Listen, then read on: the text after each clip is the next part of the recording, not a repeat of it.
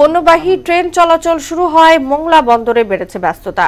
অতিরিক্ত খরচ ও সময়ের কারণে আগে মনমরা হয়ে বসে থাকা আমদানি রপ্তানিকারকরাও নবোদ্যমে ফিরছেন বন্দরে।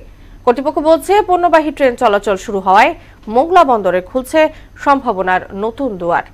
অমিত পালের প্রতিবেদন, জানাচ্ছেন আফরিন পপি। পাকিস্তানের করাচি থেকে আমদানি করা 1050 টন চিটাগুড় গত 21শে ফেব্রুয়ারি 30টি ওয়াগনের মাধ্যমে সিরাজগঞ্জের বাঘাবাড়িতে নেওয়া হয়। এর মধ্য দিয়ে মোংলা বন্দর থেকে শুরু হয় রেলপথে পণ্য পরিবহন। বন্দর কর্তৃপক্ষ বলছে, রেলে পণ্য চলাচল শুরু হওয়ায় অর্থ সাশ্রয়ের পাশাপাশি চাঙ্গা হবে ব্যবসা বাণিজ্য। রেলপথে যেহেতু সময় বাঁচবে এবং অর্থটাও বাড়বে, এই জন্য তারা চিন্তা করছে যে গ্রাজুয়ালি আস্তে আস্তে কিন্তু তারা সড়ক এবং পরিবহনের এই নৌর পাশাপাশি রেলের মাধ্যমে তাদের পণ্য ইম্পোর্ট পণ্য আনবে।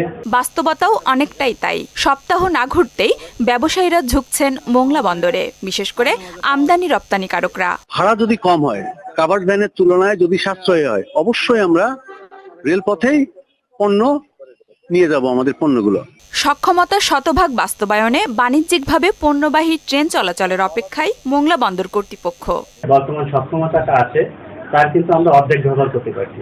আমাদের যদি যে পরিমাণ, যেমন আছে 150 জাহাজ আমাদের ইয়ারলি আছে, তো আমাদের কিন্তু 2000 জাহাজ হ্যান্ডেলিং করার ক্যাপাসিটি আছে। মোংলা বন্দর থেকে রেলপথে নিয়মিত পণ্য পরিবহন শুরু হলে খুলনা, যশোর সহ উত্তরাঞ্চল এবং রাজধানী ঢাকার সঙ্গে বাড়বে বাণিজ্যিক সংযোগ। এতে চট্টগ্রাম বন্দরের থেকে কম খরচ ও সময়ে পণ্য পরিবহন সম্ভব হবে, যার সুফল ভোগ করবেন দেশি বিদেশি বিনিয়োগকারীরা। আফরিন পপি, মোহনা সংবাদ।